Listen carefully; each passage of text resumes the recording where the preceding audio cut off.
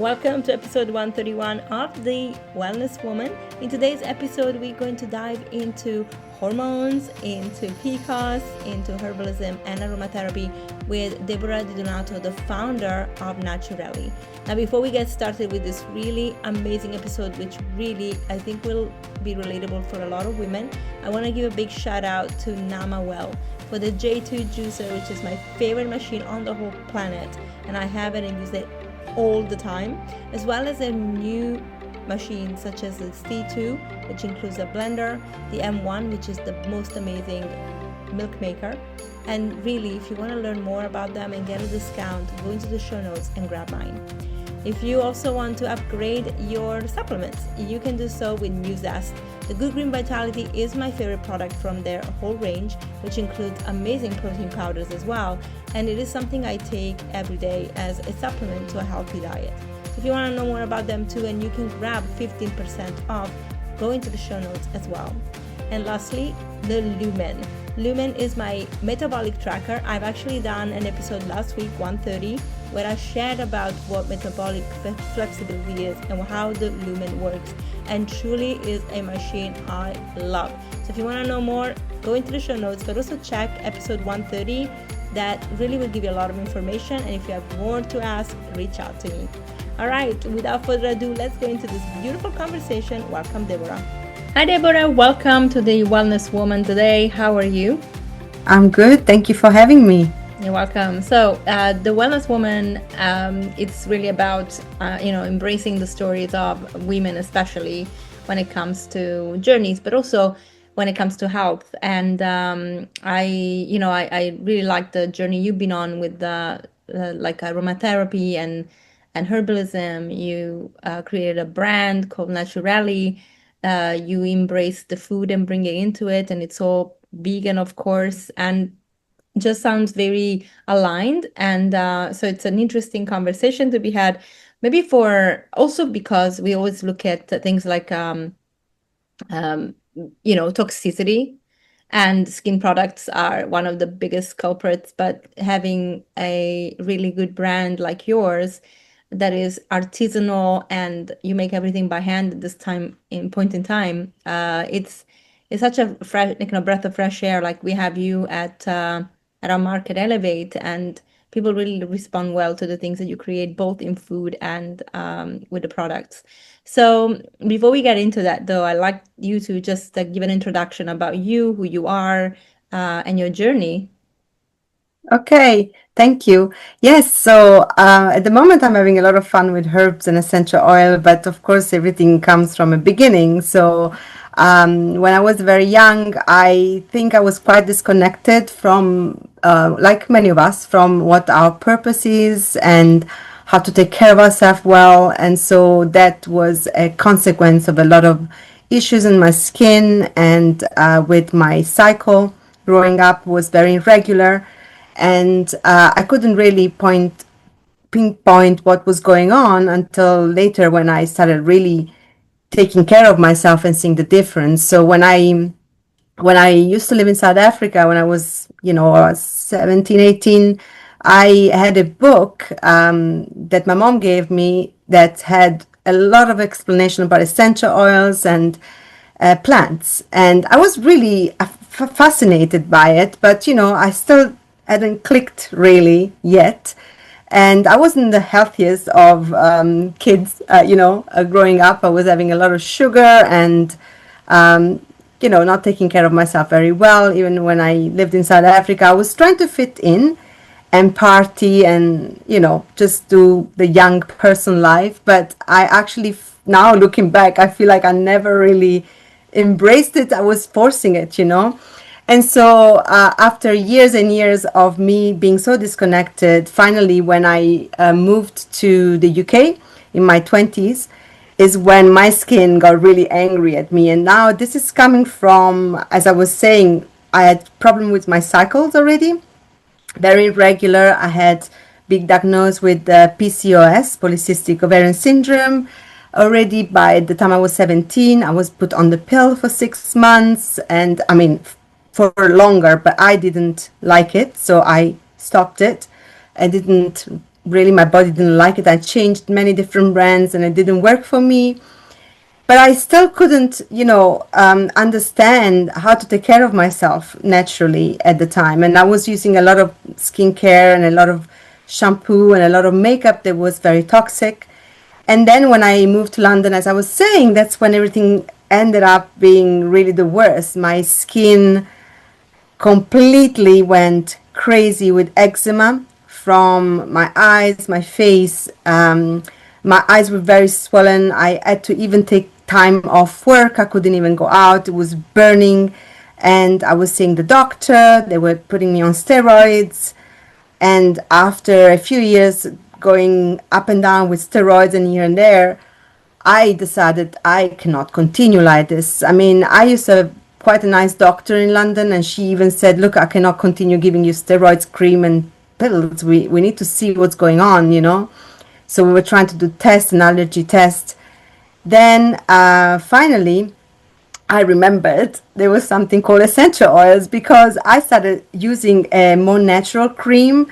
It was not even natural enough, but for me, that, from what I was coming from to that was like, oh, this has got no fragrance and nothing. And I remember just going into one of this pharmacy and finding essential oils of lavender, and I bought it and I started using it, mixing it in with the cream and using it on my skin and being just very patient, and also changed my diet.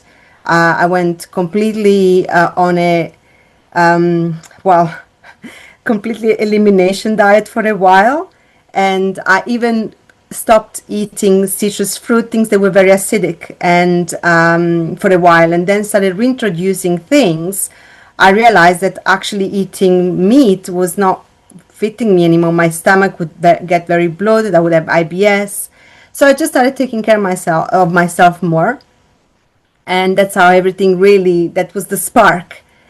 And then I found that I really wanted to know a little bit more about herbs and plants. And I actually remember when I chose to do essential oil as a course, I was looking at the herbalist course at first, but then I told myself, well, I live in a city. How am I going to do this herbalist thing? So maybe the essential oil is more available. And everything happens for a reason. And I did the course with Neal's Yard in London. It was a 2 years course, and I qualified in clinical aromatherapy. I met amazing people. I learned to be confident in massaging and taking care of people, and I actually even realized how much I love massaging and taking care of people and myself.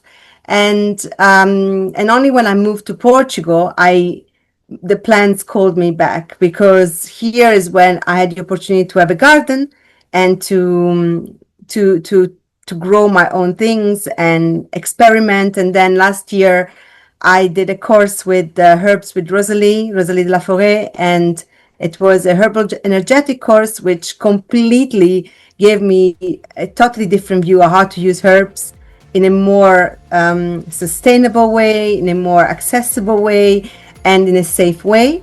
And so that gave me the confidence then to use what I'm growing and how to outsource things that are organic and good quality, to then create products and infuse oils and putting together products for the market.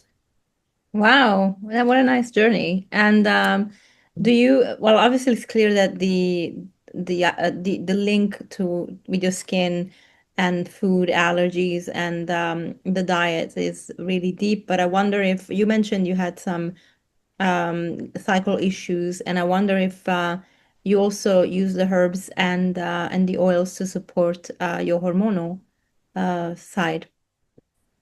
Yes, I did. That alone as well was a journey. Nothing is really just black and white.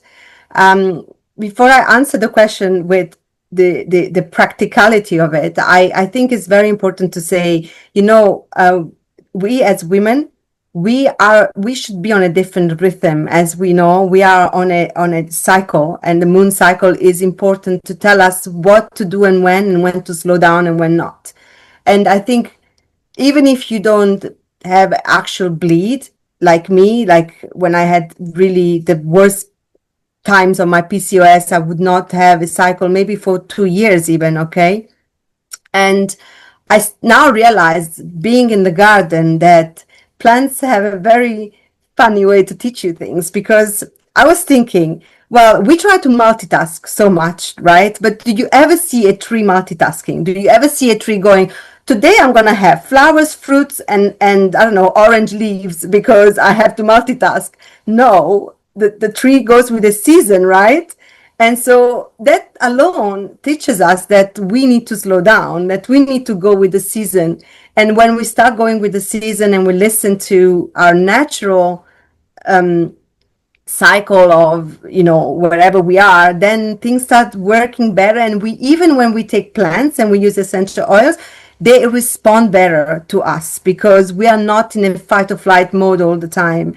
And yes, essential oils and plants are there to help us, but for me personally, I started really with just using a lot of essential oils, that like rose and lavender and sage, just massaging my belly at night, or just infusing them in diffuser, air diffuser, to slow down and calm down. And then I started learning how to actually make little products that I can bring with me. In fact, at the market, I sell one of those, which is the roller.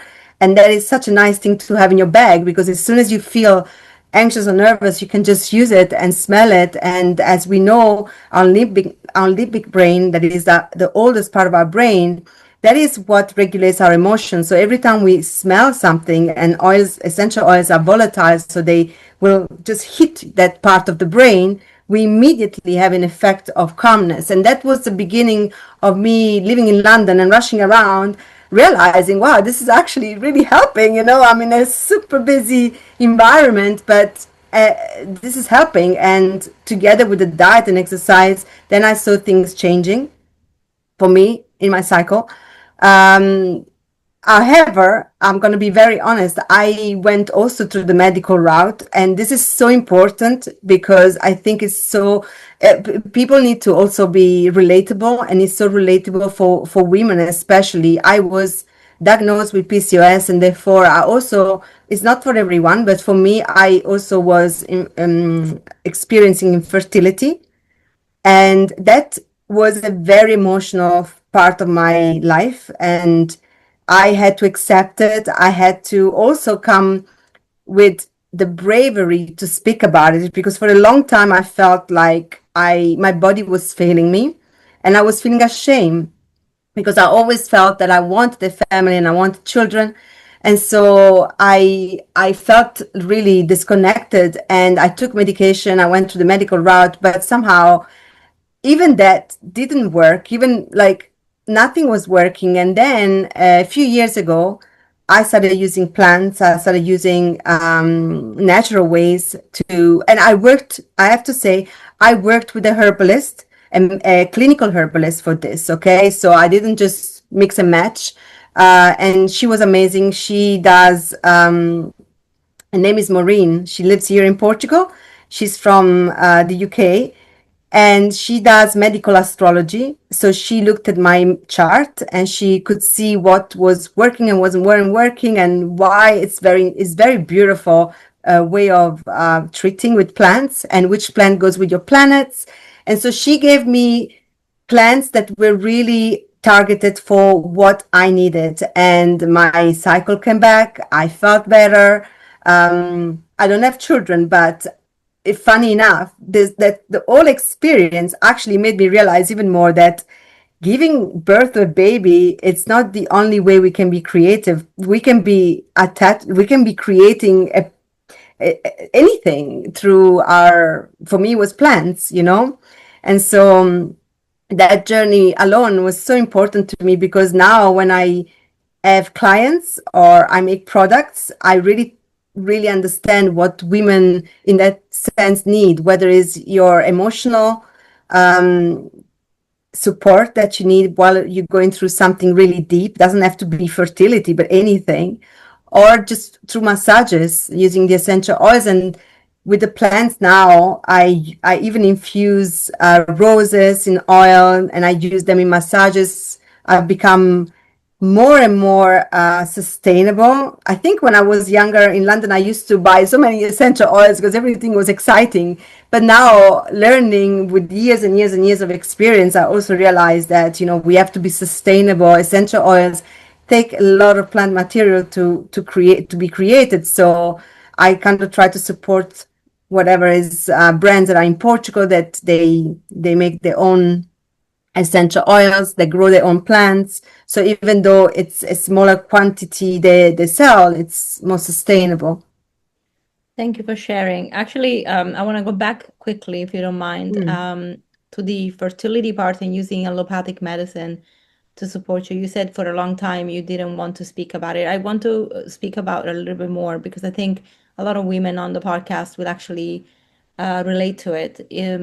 Maybe it's not about the fertility per se. Maybe some of them would struggle or have struggled to have children, and they had to, like you, come to the to the to the realization that sometimes even if it doesn't happen physically to have a child, your creativity can be explored in different ways. But there's a lot of shame when it comes to our health, especially as women. We go to our doctors, and there's also a lot of ignorance. For example, the things that we do now know we didn't a few years ago. Like even the science around PCOS has changed. Now we understand actually even men can have PCOS, and it's a insulin resistance issue more than actual the polyps. The polyps is a symptom. There is a lot more, so it's a metabolic issue. And that makes a lot Hmm. more sense because we're talking about hormones. But when women go to the doctors, and if they're not literate about health, then they will face a moment where they almost made feel guilty. And I just wonder emotionally how it was a journey for you to one as have to deal with the fact that you wanted a family and it didn't happen, having to resort to the medical system when you're obviously more attuned to the natural ways, and also if you had to face any gaslighting really from the system. Yes, to all of it. Well, emotionally, I was very angry. At the beginning, I think when I was diagnosed being very young, I didn't really put one and one together. I was just still like in dissonance until later in life. Um, I was very angry because I felt that I wasn't heard by doctors. They would just say, well, there is no cure to this. We don't know what it is. So you've been like, you were left in the dark. The only thing you could do is take the pill and hope for the best. And eventually take fertility treatments. And I mean, um, I, I myself in my 40s, for example, you're not covered for by the hospital here, for example. They will not cover you and give you IVF for free if you are over 40. But sometimes even to get on that, you have to be on a waiting list that is endless. So when I did the fertility treatments, I paid for it, and I did it for 3 months. I have to be honest. I think, as you were saying, I was not. I did it, but deep inside, I didn't want to do it.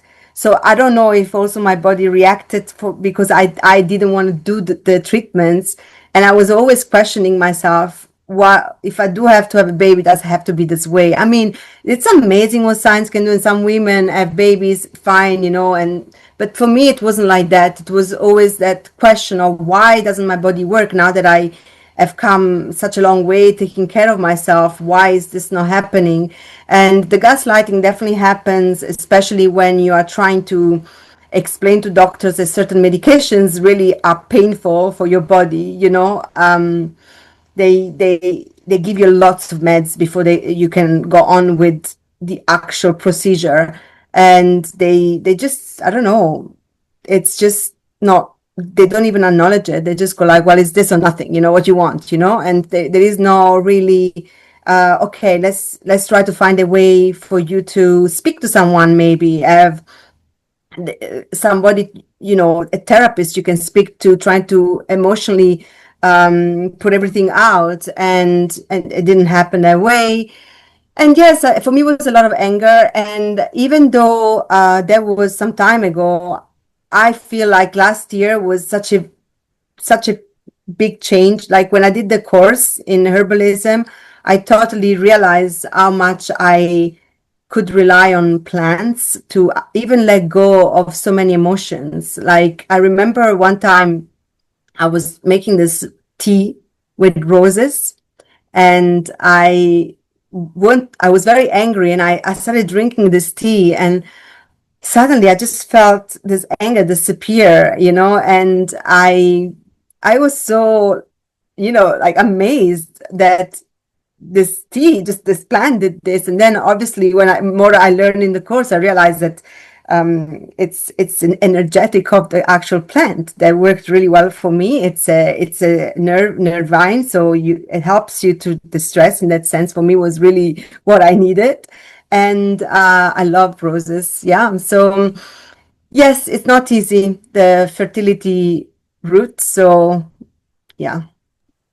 Thank you for sharing that. And well, that we kind of expect almost sometimes the doctors to be like that, but not really. Like, especially if you are blessed to have a woman as a doctor, you hope that they really are connecting with you on that woman level, like in the human level. But I wonder if anybody is going through the same journey, and you know, do you feel like, well, first of all, did you feel like you had support at home going through this journey, or did you feel like it was your own quest and you had to do it on your own? I definitely felt it was my own quest. Yeah. Can you Um, expand more? yeah, well, I think men sometimes they don't understand, obviously, especially for us that we are taking the medications. I mean, I couldn't even recognize myself physically and mentally. Uh, when you're taking synthetic hormones, it's a totally different story. Like I honestly, only when I stopped, I kind of realized that I was very easy irritated. I was not myself. You get very emotional, and I think your partners sometimes they don't know what to do, because that's another thing I think that fails in the medical system, that they don't sit down with you and they don't explain what this procedure is going to be like with your partner, and they can support you. So I think that is difficult, and it was my own quest, but I also felt it was my own quest because I needed to find myself again. So this whole fertility journey, this whole skin issue journey, it was what took me to today, to making these creations that I make with my oils that I sell at the market. When I do workshop, the passion that I put in that, it was all because I've been on the other side. And so that has created in me that fire that I wouldn't have had if this wouldn't have happened, for sure. So if any woman is going through that, I know it's hard, but sometimes we have to look at the glass half full, and understand why it's happening. And the part of understanding it's the very, very difficult part, because it's very hard to wanting to look on the inside, and looking at ourselves, and sometimes the things we want, they're not necessarily the things we need.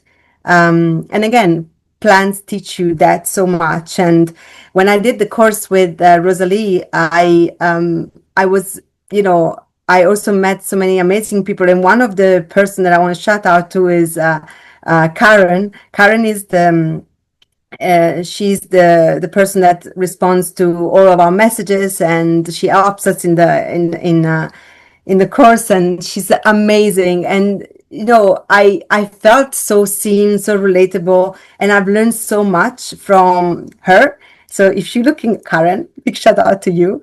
And I think that also showed me how great it is to have community of things that you love doing, and how it helps you then expand in what you love. So community is everything, and what you're doing with Elevate is exactly that, right? It's creating a community of like-minded people, and yeah, it's great. So I don't know if I answered your question.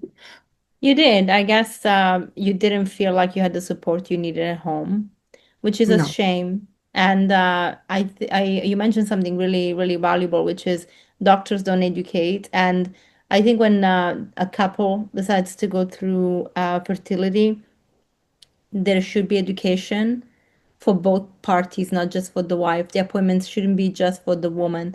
It should be with both partners because ultimately, as you said, the hormones will affect the character, the mental health, not just the physical health of the person taking the hormones.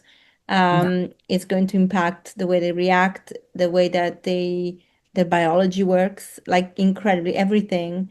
And a lot of times, because of that lack of knowledge and ignorance, the partners don't, they just think you take it, it works, done, instead of actually it's a journey. And I really feel like a lot of the times the pressure that comes with taking these medications because you want them to work, that's when they don't work. And we heard the stories like of people that did IVF, and sometimes actually the point is that they had IVF, they got pregnant, and then after, without any medical input, they got pregnant Mm. naturally again. So the pressure is definitely something bigger. And I wondered many times if part of it is women feel like if they don't give a hair to their partner, they are failing as women, instead of being very the fact that like our bodies are different. We live in a world where we can really have any reaction, and it's not a person's fault that sometimes fertility is just not happening. It's looking back at how we grew up, the toxins exposure now before stress. There is also a genetic component, but it's so small in comparison to the other parts, so you can't blame the person, and the women definitely shouldn't blame themselves if that's not happening. But I feel like when you are with a person that doesn't understand what you're going through, the blame is actually innate. It just comes with it.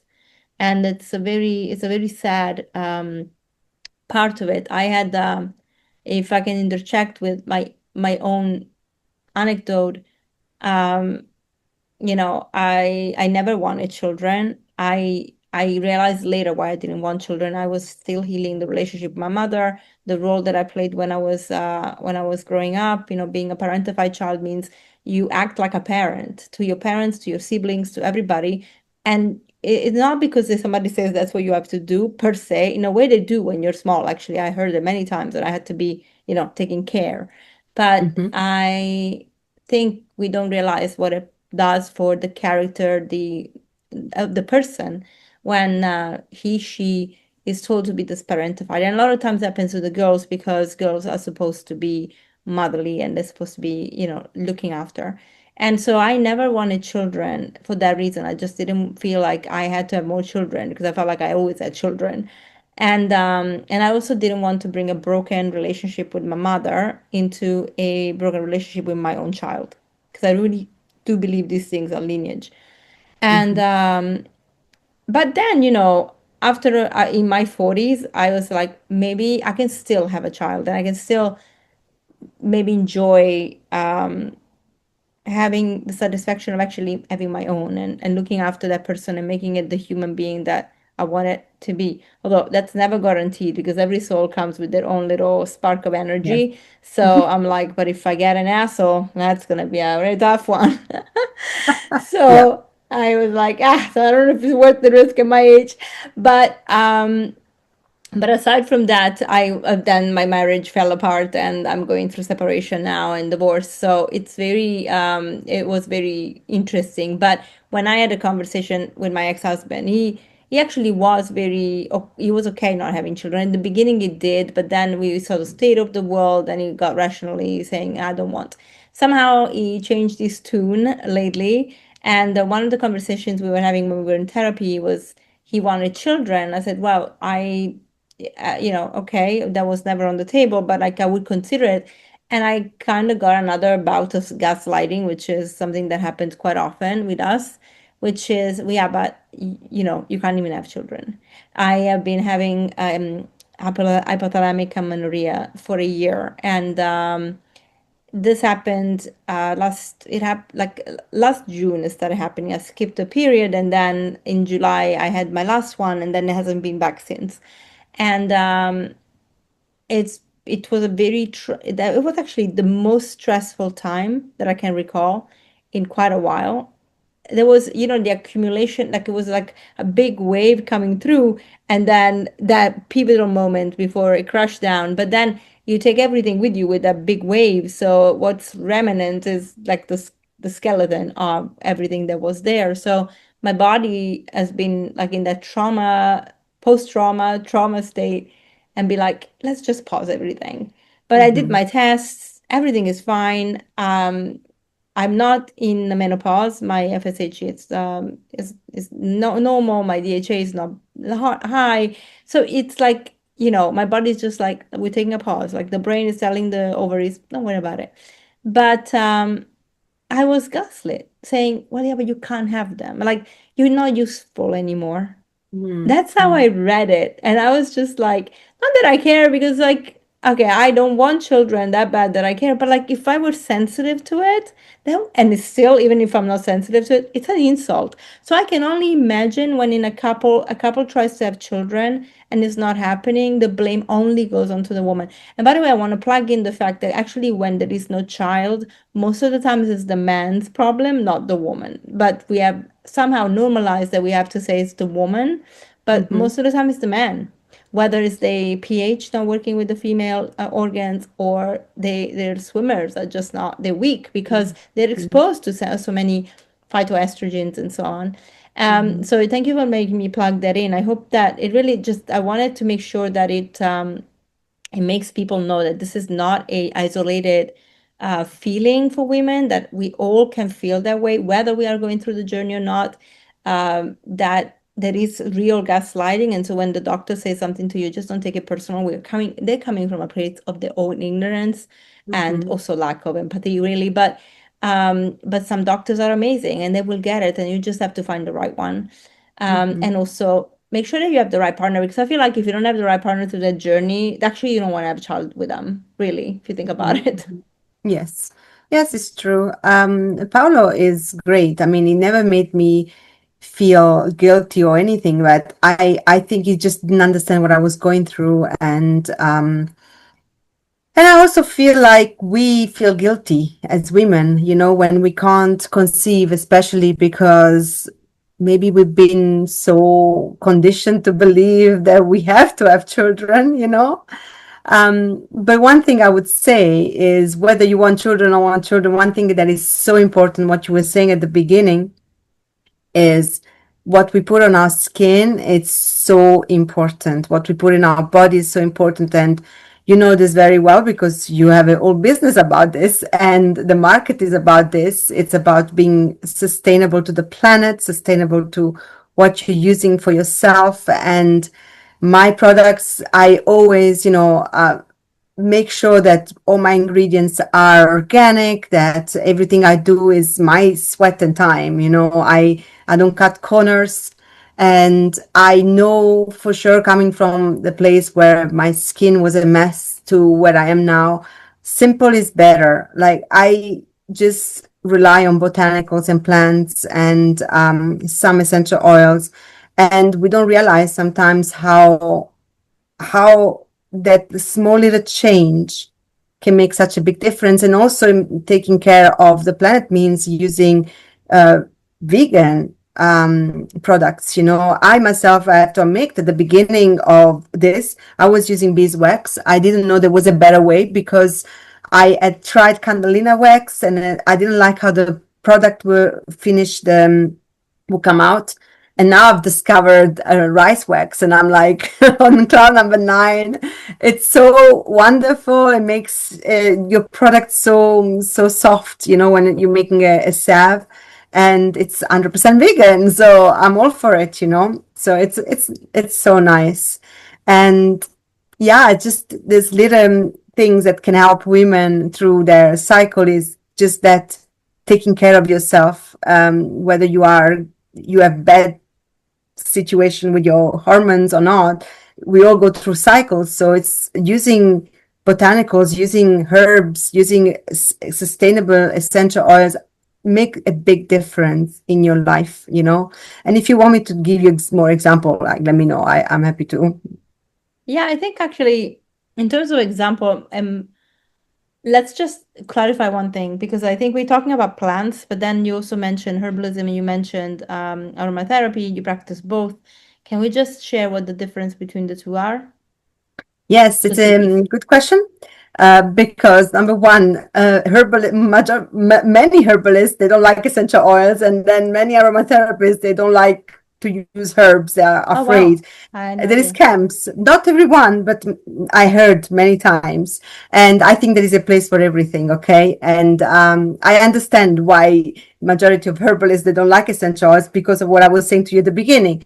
It takes a lot of plant material to extract essential oils, and but you also do extraction to have hydrosols, which are the water that comes from the distillation process, which is very beneficial. You can, I don't know, imagine you're doing a geranium distillation and you're doing a hydrosol. That's a wonderful hydrosol to use on your skin, on your hair. It's really great. And, rose water, these kind of things.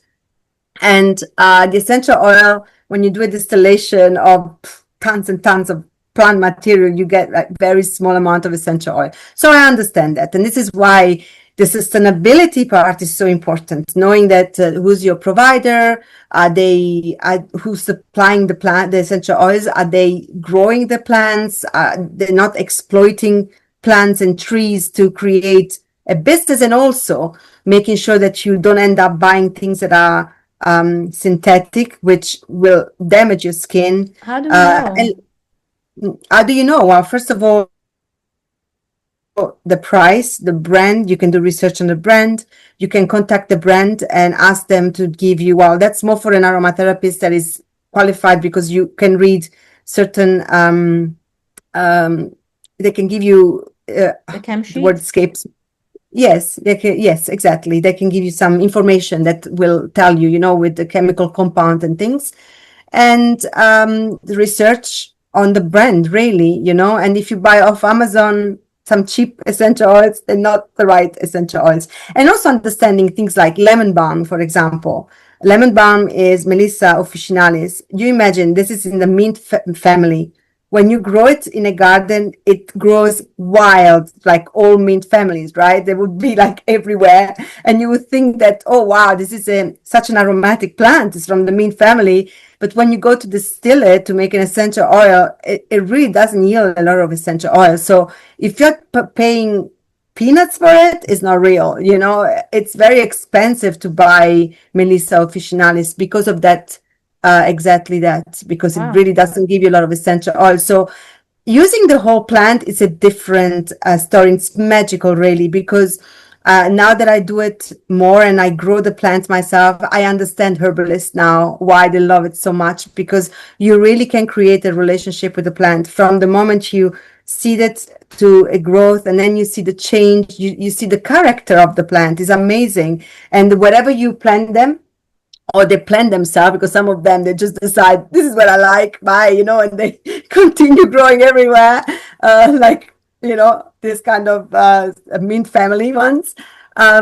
It's amazing, and it's just you have a totally different relationship with them when you dry them, when you cut them, and even herbalists will tell you that using the entire plant you can do a lot of things. First of all, it's more sustainable, and also there is the fact that even when you go forage, they teach you not to just take the whole thing. You have to leave some for the bees and for nature, right, to continue. And some people are greedy. So I think that is the main problem between the two. But there is a place for everything. I believe essential oils, again, sustainably used and sustainable brands, they can be so helpful, because not everyone has access to a garden. Not everyone has the money to go and buy good quality herbs. And if you can buy one or two essential oils, I would say go for lavender and I don't know, tea tree. And those are your two ones that, if you can afford, use it in a diffuser. Always blend them. Don't use them neat. Don't take them internally, and just have fun with them. Learn about them. And those can be really cheap ways of doing things. And also, they're really good if you're traveling. You can transport them with you. If you are in a situation of panic, you can just smell the oil. So that's the nice thing about the essential oil. You can use them in a blend, in a massage. If a person really feels like, I really need sage, you have the essential oil ready there for you to use. While the herbs, it's magical, really. As I said, it's intuition. You can do so many things with herbs. You can make food. You can make amazing food that is also, as you know, counts in your plant points, herbs they do. Totally. And yeah, and they're so beneficial to take internally for your digestion, for so many things, and you can be really creative. For example, one thing I discovered that I really love is to put cardamom seeds in the coffee, and it's so delicious in my coffee, you know. And I also put sometimes vanilla. I like vanilla as well in the coffee, really nice. And you know, just I created for the market something called the relaxing bliss balls, which is the opposite of the energy balls, which I use coconut and lavender, the dry lavender, and it is so delicious. They fly off the shelf when I have them there because it's so really delicious, and they have cashews in them.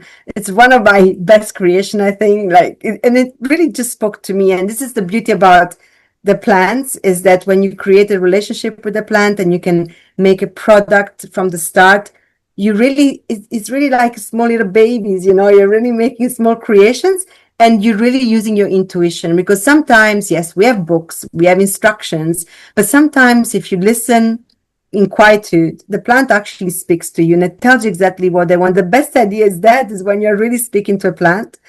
And I think that if we can connect more with our intuitivity and slow down, and even just, you know, we don't have to become alchemists. We can just take one plant that we like. Say you have, I don't know, basil in your in your on your balcony, not even in a garden, okay? You can even look at the season that this plant goes through, how it tastes after, is when from the leaf is small, when it's bigger. How does it taste to you? What does it bring for you? And I think that is really practical magic, you know. That is what magic is. And the energetic course that I did, the herbal energetic course, was eye-opening for me also in creating my product or how I make the food. It really sparked a lot of creativity in me, because it really showed me how how plant work with us individually. You know, like we can all say, oh, you know, ginger is really good for digestion, ginger is very good for a cold. But then when you start to learn the constitution of people, you can really help them. So if someone has a very dry constitution, ginger is quite a dry plant. So you might want to understand that. For me, I'll take myself as an example here. I have very dry constitution. That's why my skin needs a lot of love and care and moisturizing. So even what I put internally has to be really balanced. And I didn't know that before I did the course, you know. And so now I still love drinking a hot chocolate, but cacao is quite drying. So I make sure that during my week, my day, I drink teas that are more Hydrating. hydrating, you know, like marshmallow root, which when you make it, it becomes very like mucilage, like, you know, gloopy. But that is what brings a lot of moisture in your body. So you learn, when you start learning things in their way, you realize that that's how the plants speak to you, through the energetics. You know, it's the way they communicate. We communicate with words, but they communicate with energy. And yeah, and so It's actually such a good point because I obviously in naturopathy we study herbalism, we study aromatherapy, we study acupuncture, we study homeopathy, we study all different methods, and then you just decide which one you want to go for. For me, nutrition has always been the one that called out the most, but herbs are something that I like using as well. But one thing that I definitely love learning is that um, the people we are so used to having diseases and then a pill for the ill, right? Like, so there's a pill for that symptom, really, not even a disease. And in herbalism, it's about the system. So you work on the organ, and if the organ works well, then you kind of go down and sort out the actual health issue, because the health issue is just an accumulation of symptoms from mm, that organ not working properly or the system not working properly. And so the energetics is important because it does align to actually what the organ wants to do and the system wants to do, and give it the help it needs to get there, which is why adaptogens, for example, are so amazing when it comes to even food, because those are food that just go into the body and are utilized the way that they need to be. So if you have too much of something or too low of something else, it will regulate, but it doesn't actually interfere with the pathways. It doesn't say, this is what we're going to do. We're going to stop the symptom. So it's powerful when you think that the intelligence of plants is not only when they're alive in the ground, but actually continues even when they're harvested. Absolutely. And I think for your listeners, this is just something I really wanted to share with you and show to you. Even we're talking about plants working with our energetic, but animals are the same. And sometimes I feel like we pump our dogs and cats with so much pharmaceutical, which, by the way, are the same pharmaceutical that make medications for us. So they make the same profit and the same things. So, sometimes it's nice, yes, sometimes they need it for sure, medications. But I believe that if you learn a little bit and you take a little bit of time, there is a lot of resources out there. You can even learn to take care of your animals naturally, more natural, and see what they really need. Again, animals speak to us, they tell us what they need. And we can then, it doesn't have to be an esoteric thing. You can actually learn science. And if I may, this book is amazing. I've been reading this book. I have my dog here and I take care of her. This book is so, so nice. It really speaks about the energetic of the plant and the dogs, because believe it or not, dogs have energetic like us, hot, damp, dry. And this book really gives you such a nice overview, and also some tips of how to use the herbs if you want to experiment. And if you live in countries like the US, you have also people, I think she's American, this lady Rita, but there is also a lot of, even in the UK, there are more natural veterinarian herbalists, I think in France as well. Here, I don't know, to be honest. I think one or two. I don't know if there is many. Yeah, France used to be very good for that actually since Macron, and I think that even naturopaths have been struggling. Germany is pretty good with things like that, in fact, and the UK, and it's even better than the US. There's much more availability, much more awareness. There is recognition. Um, so it's nice to see that we can all, get the natural approach, and it's not gonna just be pharmaceuticals only. And yeah, I agree with you. They have a space, like if they need it. All my clients, I'm always happy to talk to their medical practitioner and create a team. I'm always like, you have a team, it's not like me versus them, because sometimes medication is necessary, but Yes. it's not a day-to-day. You can't take them too long, even, a lot, of course, if you're on a chronic medication for a chronic disease, yes, but most people, they don't need to take things forever. So it's good to know how to support your body when that's not there anymore. The other thing that I would like to ask you is, when, we talked about skincare being very important, and actually you mentioning the pets made me think about this. What about the products we use in our home that don't go into our skin per se, like not skincare per se, but like even the things we use to clean, how do they affect us and how do they affect our pets? Oh, completely. Great question. It's just the same as everything else. Everything that is toxic will, have a terrible effect on your hormone, on your sleep, on your breathing, on your pets, especially them. Because if you have a pet in the house, you know that everything you're using, they can smell it 300 times more than us. Okay. So that's number one. So there are so many natural way to make your products that doesn't harm you and your pets. Even think about washing your clothes. That's first thing, okay? You're using your clothes on your skin. So whatever toxicity it's in that detergent is going to be in your clothes.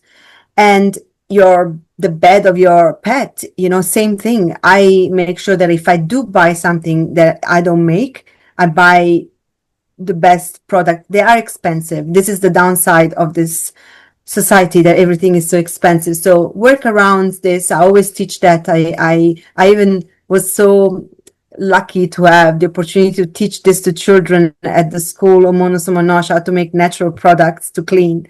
And that is such a nice thing to teach children, from the get-go, like learn this.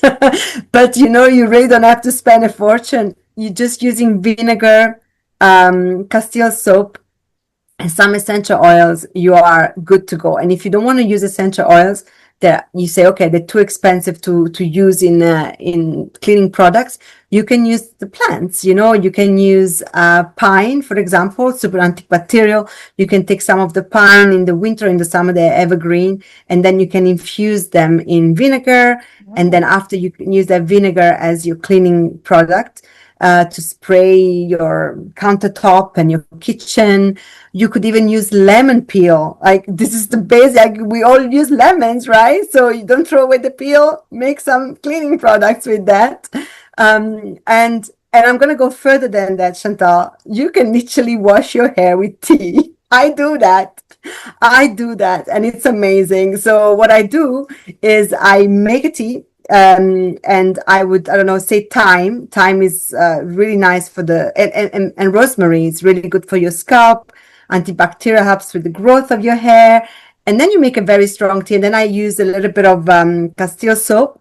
And if I want a little bit of essential oil, I always put a drop of how you could pronounce it? I pronounce it jojoba oil. Everyone says jojoba. I don't know, but Yeah, anyway, it's jojoba or jojoba. I mean, that's the okay, one. potato. Yeah. Exactly. I put a drop of that so that it's not too drying, because Castile soap can be a bit drying. And yeah, I wash my hair with that, or even like, rinsing your shower. If you're using the last rinse in your hair, you can use water and vinegar, and whatever is remaining in your glass, you can wash your shower with it. You see how easy it is, to keep it clean and keep it shiny. You really don't have to go to buy such an expensive cleaning toxic product. And it's so important because our breath, what we breathe, actually affects also our skin. So breathing in toxicity, it's the worst thing you can do to yourself. You can start snoring, you can have problems with your stomach, it affects your microbiome, affects your skin, everything. So yeah, That it's is a good so true. question. Mm, Thank you for that. Those are great tips because I feel like, especially when you look at the products that they sell in the supermarket that people buy for, floor cleaning and dusting and the clothing, they are so expensive. yes. And then you pay for these artificial flavoring and smells of lemon Mm, or mm, apple, and you're like, what? When you yes. actually can infuse with real lemon and a bit of patience will pay out. Like, how long do they need to infuse for?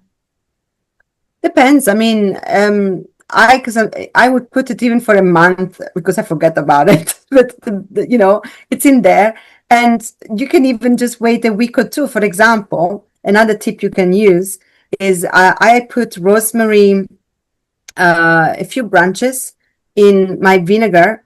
And I use white vinegar for this, grape vinegar, and I infuse it for like a week or two, and then I use it in my washing machine as my softener, and it does soften your clothes, and also Oh, the wow. smell is nice, and also you cleaning your washing machine, you will never have those problems in the machine because the vinegar keeps it clean. So you are like literally doing everything at once.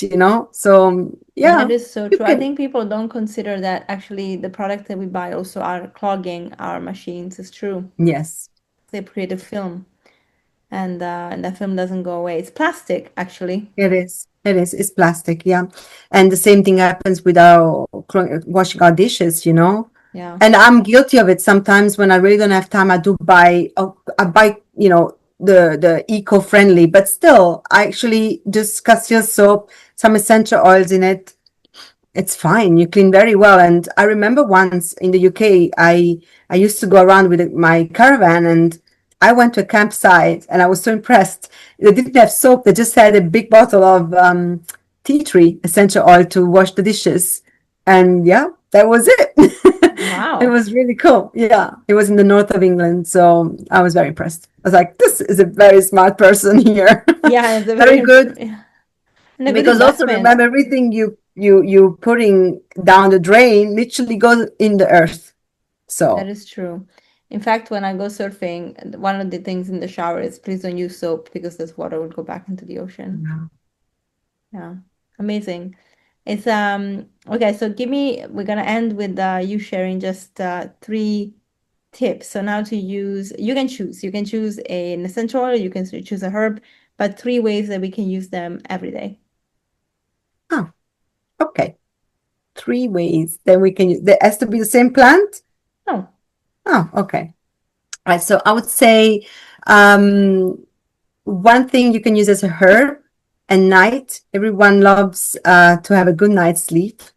This is a very nice blend. I make it almost every night and I love it. It tastes delicious. Is lemon balm. You can buy the dry one anywhere. Chamomile and just dry lavender. And you can just use like a little bit of lavender, otherwise it would taste like soap. Now, trust me if I say it's delicious, people will probably go like, lavender. No, it really is nice. And so I would say that the ratio, I make it in this kind of pot. Is a like a coffee, yeah, French press.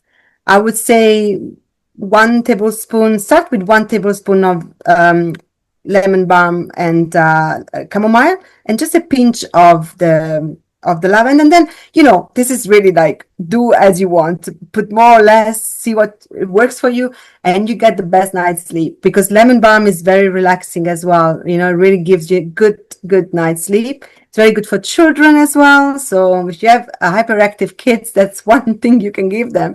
And then essential oil. Well, what I really love is, while I'm working, I like to diffuse rosemary essential oil, rosemary, and sometimes I put a little bit of lavender if I'm feeling a little bit on edge and stressed. But rosemary is great for your mind, for your memory. There's been a lot of studies on that. So it's very high in the chemical compound 1.8 cyanide, which has been really studied deeply, and that helps you with your memory. So I put it there, and it really helps me just focus, on what I'm doing, especially if you are in a job that you have to multitask a lot, and you're smelling this, it's really, really nice. Okay. And then the third thing, have always with you a roller that you can find at the market or you can make yourself. Just little things, Chantal. I think there's no one thing. I think you need to really do little changes. And I think people need to also understand this. And I like to say it, when you come to a market like ours, or anyone is making good products, you might spend a little bit more, but the quality is good and you know it for sure. Get to know the person, ask questions. Where do you get the almond oil that you use? How can I know more, and these kind of things. And then you have used also the oils for the face. They last a long time. So this is money well spent. And if you don't want to do that, learn how to do it yourself. But really, the third thing is be curious and use your intuition and take care of yourself. Little changes make a big difference, for real. Yeah. Thank you. And how can people find you? And do you have courses? Do you teach these things? I do. At the moment, I teach mainly workshops at the market or in schools when I'm asked. And I'm coming out of a transition as well with the jobs, corporate jobs and things like that. So I will have more time to put myself out there for these kind of things. But thank you for asking. And also you can find me on Instagram, Naturally Wellness. I think you might put the link there. Yeah. And so I have a lot of content on my page, just even speaking about oils. I have little posts. If people read them, they will find actually really good tips, and also blends that I put in there. I find that people are always rushing nowadays. No one is reading anymore. They want little videos. But actually, if you stop and read, you'll find really great tips in everywhere you go. And so I have in my bio also my landing page if you require massages. I also sometimes give massages in retreats. There is one happening in Portugal here in the summer where I'm also doing massages there. So sometimes women, they contact me, they do small retreats, and I go and do the massages there. And what else is there? It's my massages, and just be in touch with me if you need anything. Come at the market in Braga. There's a lot of fun things happening. Yeah, a lot of the audience is not from Portugal, but So actually, my question is this: do you ship your goods abroad, or is just Portugal for now?